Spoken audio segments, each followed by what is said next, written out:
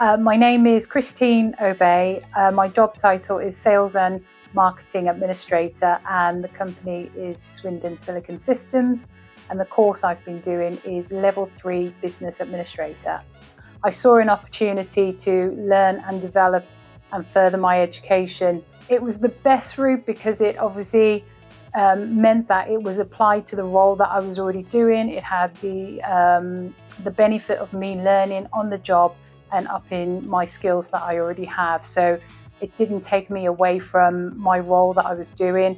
It just enhanced what I was doing. So the apprenticeship has helped me not only to grow personally, but also professionally. And since starting, I've been able to grow in confidence and hold conversations with people within the business. When I first started in this role, I had like really bad imposter syndrome. I always felt like someone was going to sort of knock on my desk and go, "What are you doing here?"